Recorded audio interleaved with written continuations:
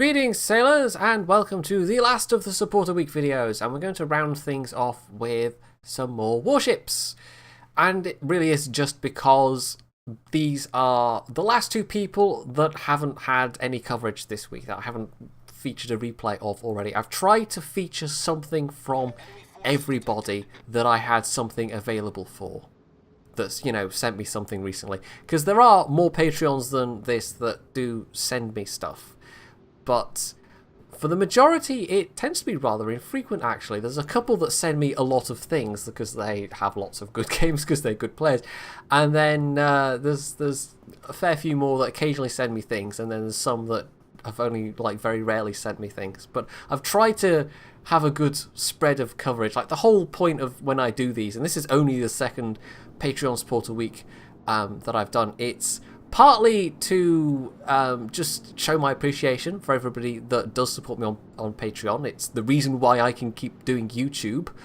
The ad revenue alone is not enough, not nearly enough, and partly that's just because I don't have the biggest channel ever, but of course ad blocking is also rather a prevalent thing these days. So if not for Patreon, I would not be doing this as a job at all. But also, it helps me get through. I'm not going to say that there's a backlog, but there is kind of a backlog, because like I say, some people send me a lot, so it can be tricky sometimes choosing which games to actually show on the channel.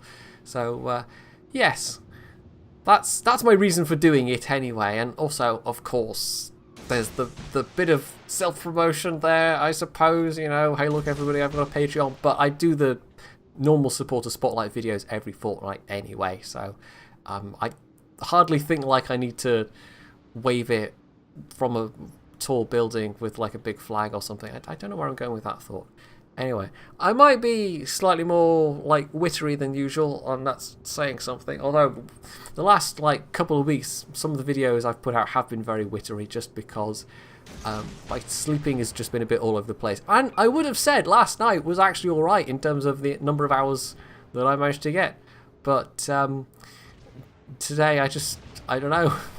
It feels like one of those nights where I had maybe 5 or 6 hours, and yet I know for a fact I slept more than that, so who knows. Anyway, that is enough wittering for now. This is Hildebrand. This is a somewhat older replay. This is, I want to say, like 5.4. I mean, it's from earlier this year. We're not talking like from a year and a half ago or something like that. It's not that old. But it's a good couple of months old, this. So the interface looks a little bit different, but it's, you know, it should be mostly recognisable. And hell, it's a Minikaze. You know what you're going to get with a Minikaze.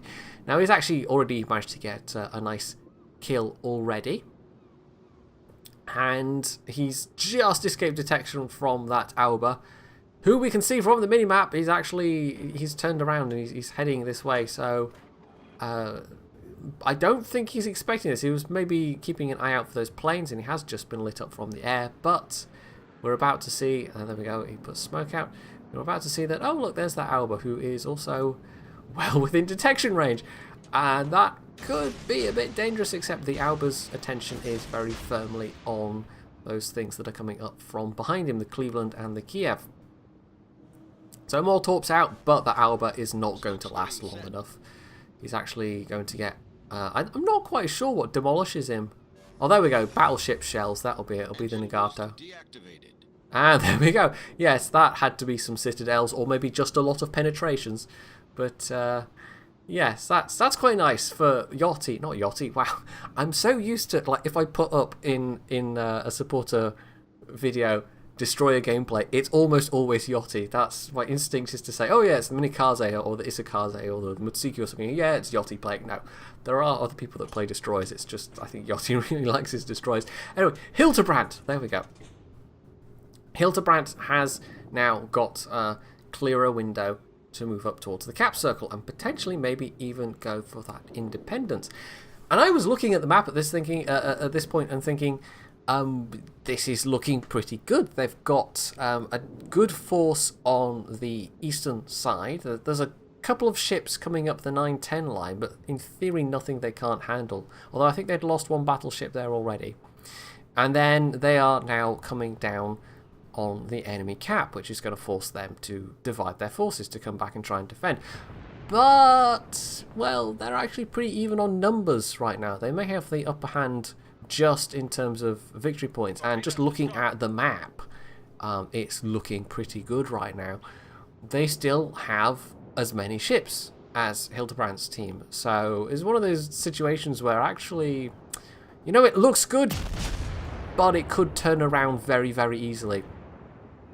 Now, he held fire on the, maybe like trying to be sneaky and get the kill shot on that that independence, but of course firing has actually increased his detection range, and that's just as he's come into view of a whole bunch of enemy ships who are in fact coming back to try and defend the cap, principally the York and the Nuremberg, but there's also possibly a Furataka, there's a Fuso back there, and that's a Miyoko as well. So this is quite a lot of ships that are coming back, in fact, which means in theory that the 3 or 4 ships over on the 8, 9, 10 line should now be okay, except we've just lost a cruiser over there. So that side's actually looking rather shakier, despite the fact that most of the enemy team has come back to their cap.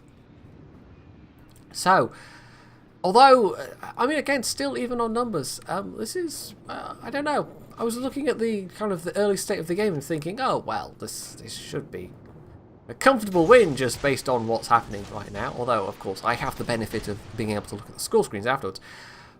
But in Warships and, you know, World of Tanks as well, Armoured Warfare, any team game of this nature, sometimes what seems to be a comfortable situation, what seems to be a situation where you have the upper hand, can in fact turn out to be quite the opposite.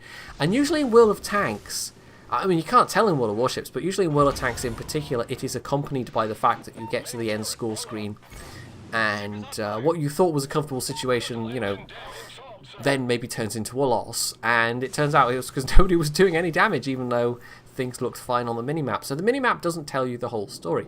Now, I'm not saying this is going to be a loss. It's just this might turn out to be a much closer fought battle than it initially seemed.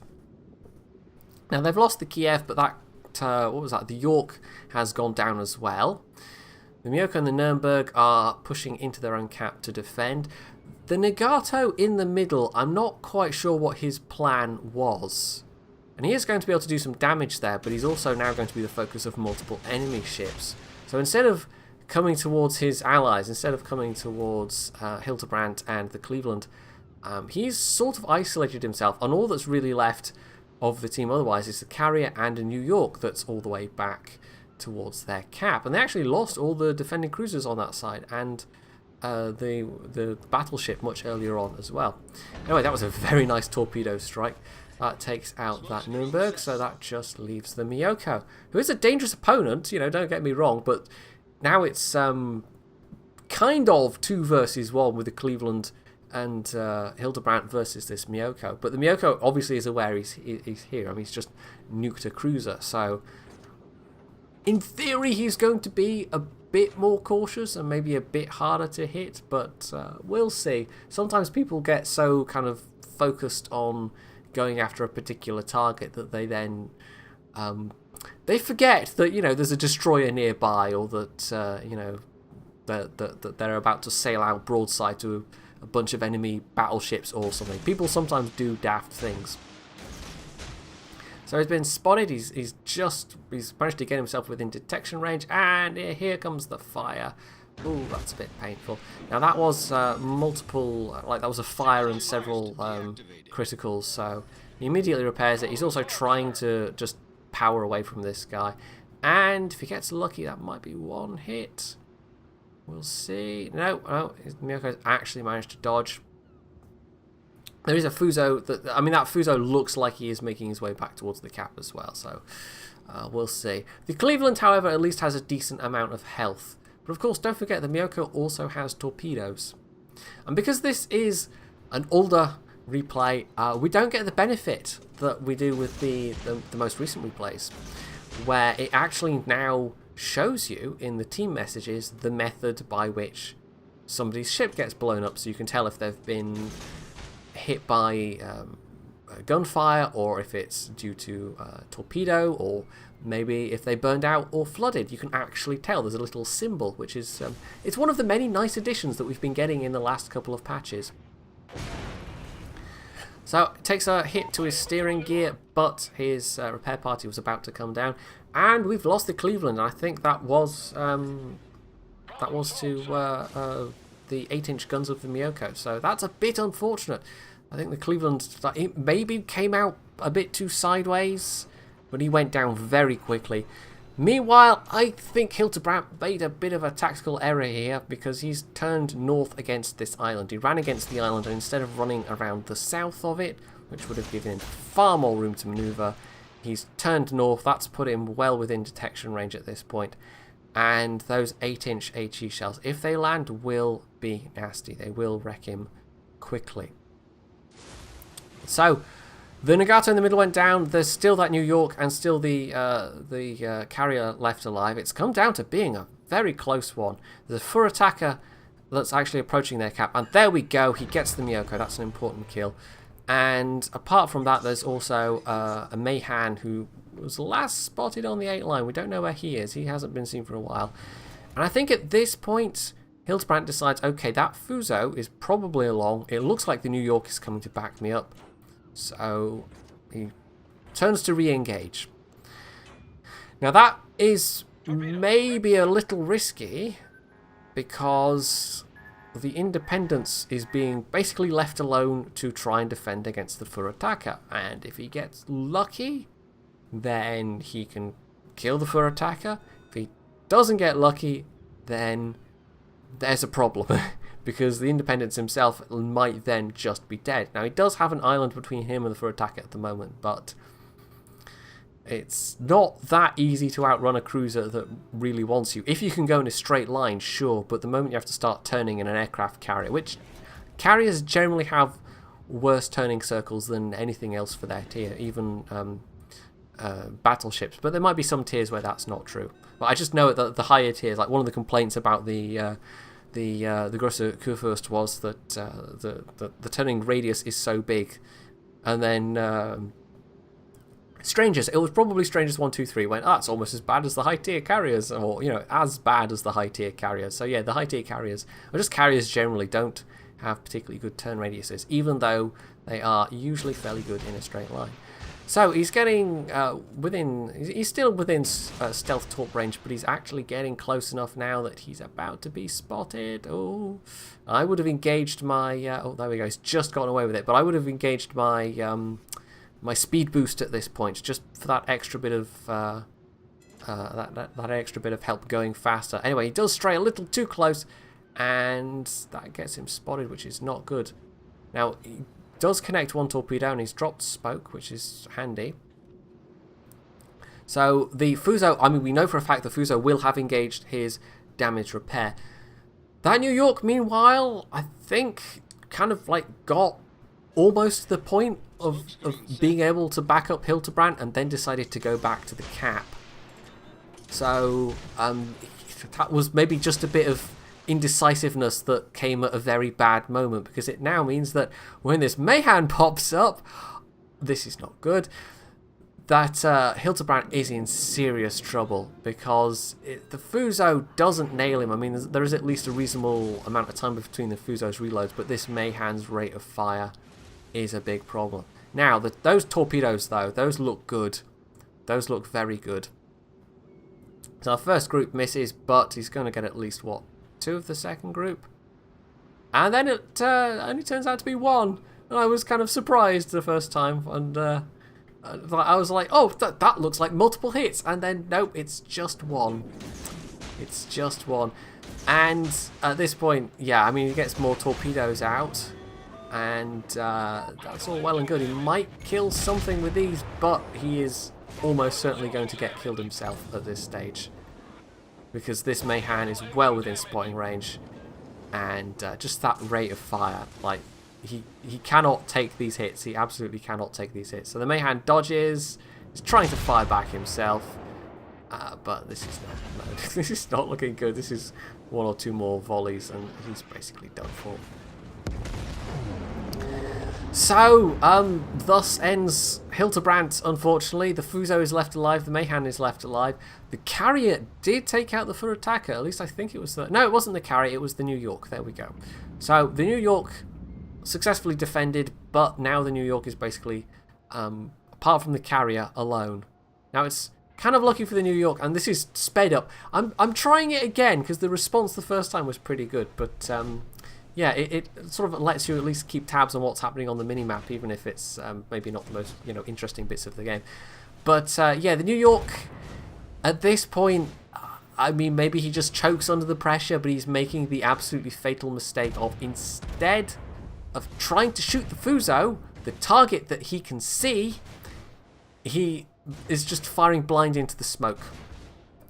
The Fuso's armor's not that good. Even angled, he probably could have done something against the Fuso, but he went into this with a reasonable amount of health, and okay, yes, it was the ultimately the Farragut that got the kill, or the Mayhan rather, just being able to smoke up and fire at him over and over again.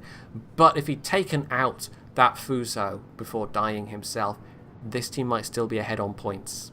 And as it is, the countdown is it's about to hit 0. We've skipped ahead here because it was really just looking at the carrier, and the enemy team won on points. So if that New York hadn't made that fatal error, or if Hildebrand had just managed to stay alive, but there you go. It's one of those things where it's just like, it was a really good game and he did a decent amount of damage and he got 3 kills, but it just in the end it wasn't quite enough. And as it turned out from the team score screen, they had been a ship down from the start anyway. It turns out that their York had been AFK. And when there's only 12 ships per side, having one person AFK can make a big difference. Incidentally, and anecdotally, I had a game on stream the other evening, and it was a game where, for some reason, either OBS or the client derped out, but basically nobody could see anything apart from me. And I was sitting here describing how terrible this game was, and I was literally the only one that could see it. But yeah, we had 2 ships that were AFK, and then the rest of the team just flailed badly, and it was one of the worst games I've been in a while. And even if the 2 ships hadn't been entirely AFK, if the enemy team hadn't been able to just get 2 ships like free, worth 2 ships worth of free victory points. There we go. Wow, that was muddled. We probably still would have lost badly, but we lost even more badly because it was 10 versus 12. And of the 10 that were alive, there were maybe only 2 or 3 ships that really seemed to be doing anything. So, yeah. Anyway, onwards and upwards. Onwards in time and upwards in tier. We are now at tier 7 with the York, and this is Tugboat 1964. We've definitely had some of his Warships games on before. Now, he does a thing in this one, and I've never played the York, so I don't know if this is a good idea or a bad idea, but he's pretty much just going to fire HE throughout this, and this is a very recent replay. This is the last patch. So, there are previous replays from previous replatches. That's not a word. From previous patches where it's basically displayed somebody as firing only HE as a bug, but I think in this case he was actually firing HE the entire time. Now, I know these are pretty much the biggest guns you get on German cruiser. They're 210 mil, so they're slightly bigger than 8-inch guns. They also have, for a German cruiser, okay HE, but it's still German cruiser HE, and maybe it's just that the AP shells are undesirable in some way. I don't know. I don't know enough about the York to make any judgments here. Maybe he was doing a mission to set fires. Maybe it's something as simple as that. Because sometimes the boot camp missions or the ARP missions, you know, you'll get set X number of fires on enemy ships, for instance, at which point you just load up a cruiser and go and spam HE at things. That might exactly be what he's doing. So, anyway. However, he does get off to rather a rough start. He's sitting firing HE at this enemy York, but he's losing a lot of health himself in the process. He's trading away a fair percentage of his own hit points. And that's going to make life exceedingly tricky, potentially, later on. You'll notice, however, he does have the incoming fire captain skill, which is maybe going to be useful at 1 or 2 moments. which is a skill I used to use a lot more myself, but I don't so much these days. Mostly because for it's what a second tier captain skill. Mostly because there are other more useful second tier captain skills. Sometimes, like on some ships, it might actually be quite nice to have this alongside those other second tier captain skills, but it's like I rate them more highly these days than I do the incoming fire alert. Anyway, he's only set one fire so far. He's gotten some hits. He's actually worse off for health than this enemy York. He's also unfortunately the only guy firing at him. And this is the inverse, and this is sort of what links these replays together. It's the inverse of the start of the last game, where looking at the mini-map, you'd have said the team was in a reasonably strong position, and then somehow it all kind of fell apart and came down to being very, very close indeed. This time round, this team is starting off with what looks like a terribly unfavourable position. I mean, this York here, for instance, the enemy York rather, Tugboat's the only one that's firing at him. All of his allies, he's actually not even, like, the Arizona is probably closer to the York right now, but he doesn't seem to be firing at him. And of all the allies that he's got, they're all kind of clustered here. They've got one cap circle. And Tugboat is now in even more serious trouble, because that's an incoming wave of Benson torpedoes, and he also took some hits when he was pulling out here. But fortunately it looks like those Benson torpedoes are going to miss. So we're at just over 6 minutes into this. Tugboat is down to 6,000 health. He's not done a lot of damage himself. His team is all clumped up together. The enemy team has more kills. They've got more caps. They've got more victory points. It's not looking good, is it? It's really not looking good. It's looking like the enemy team has a really clear advantage here. And that surely that they'd have to try hard to throw this away. Well, having said it's the inverse of the last game, I think you know what's going to happen next, don't you? Now, it's not going to be quite, like, it's not going to be a massive dramatic collapse. But somehow, Tugboat's team are going to turn this around. And it's one of those times when I genuinely can't tell if it's his team just digging their heels in and suddenly managing to, like, kill things and just get the necessary points back, or if it's the enemy team getting massively overconfident, because that can happen. I mean, this is one of the reasons why the last game, the scenarios I was discussing in World of Tanks and Warships, it can look like you're doing really well and then everything just falls apart. Sometimes it's simple overconfidence. A team looks at the situation and thinks, yeah, we're doing great, let's all just pile in. At which point it starts to go badly wrong, because, they throw the normal caution they might have had to the wind, and suddenly they're taking losses all over the place, and it just turns around. In this case, I mean, I was not sure how he was going to live through this with this few hit points. Did I say 6,000 before? It must have been 8,000. It's not entirely clear sometimes with figures on the preview window. He's got, anyway, it's not great because he's got this Colorado here who fortunately is firing at other people. He took some hits from the North Carolina from behind. There's a destroyer coming up behind him, although at least he's got a friendly destroyer that's going to give him some warning. And then, of course, there's also an enemy aircraft carrier in play somewhere, and a destroyer that was last on the A point. So he's actually potentially caught between two destroyers here. Now that destroyer is making a play, and, well, at the moment he's probably not got torps to worry about, except, oh wait, yes he does. There they are, they're in the water. Now I think he was just using the torp indicators here to actually judge, like, I personally would have been panicking and looking quite close at the torpedoes behind me, but I think he was maybe more concerned about this Colorado that is now very, very close indeed. But as it turns out, this strategy works. Whether by luck or design, he entirely avoids the enemy torpedoes. This Colorado is not paying attention to him at all, and his own torps look like they are going to hit. So there we go. Very nice. Very, very nice indeed.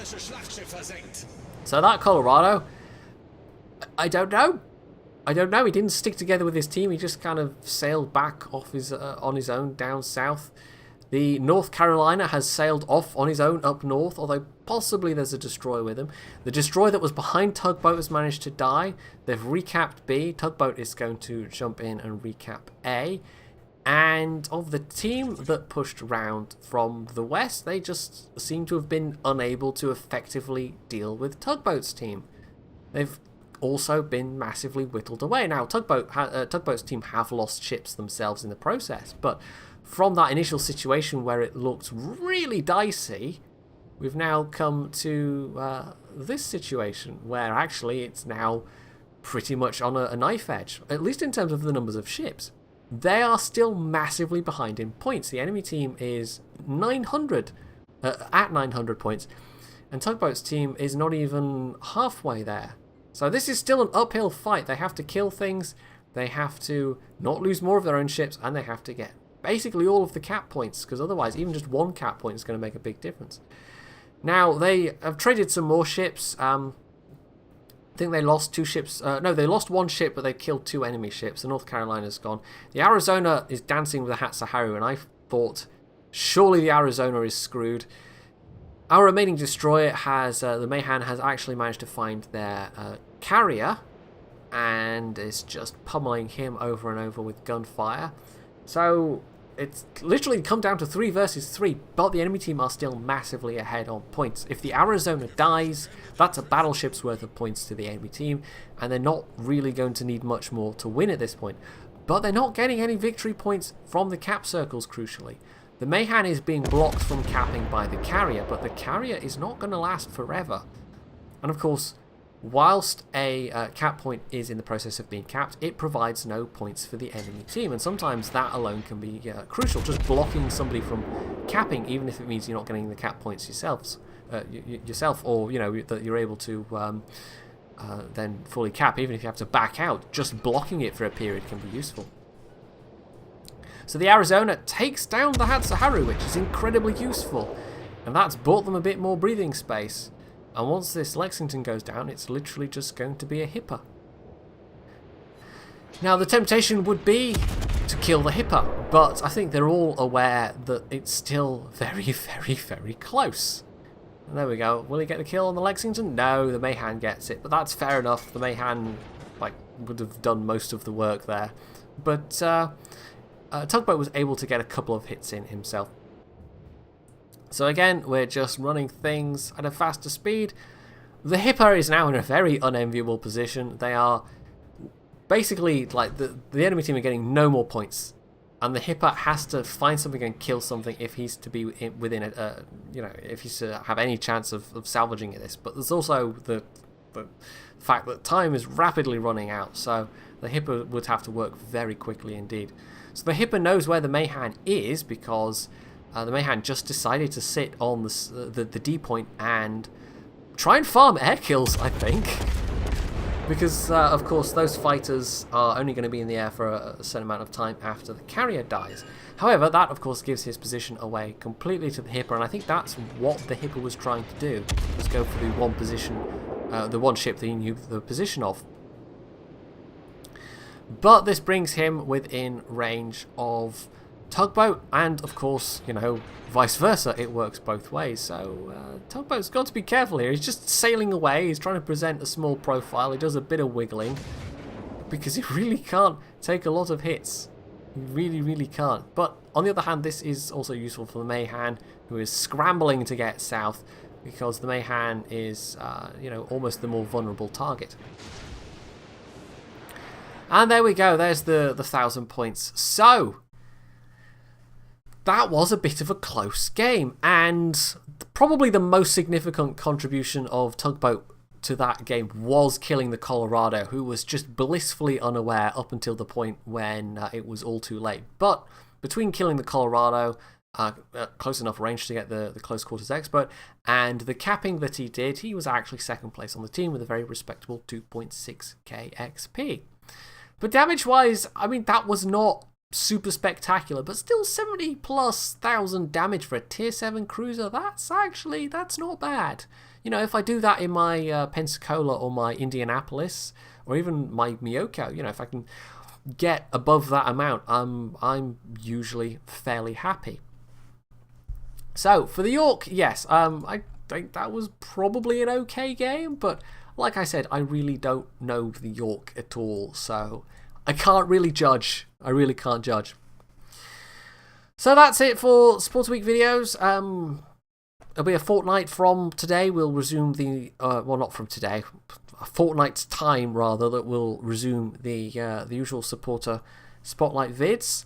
I'll round this off by saying I've actually, as of this video, opened up a top level Patreon supporter slot. I very rarely advertise the Patreon, like even when I'm doing the supporter videos, it's like these are my Patreon supporters. I don't usually go, now go check out my Patreon or else, but you know, I'm not even doing that now really. I'm just saying, you know, there is a slot open at the moment, and you can go and check out my Patreon page if you happen to feel like being generous, because even literally $1 a month helps. Like $1 a month is probably more than I would get from somebody watching the ad revenue on, I don't even know how many videos, like for an individual giving me $1 a month, I don't even know how much that would be in terms of like how many videos worth of ads that would be, presuming somebody wasn't ad blocking, but it would probably be a fair few, because the ad revenue is, like I've said, not a lot.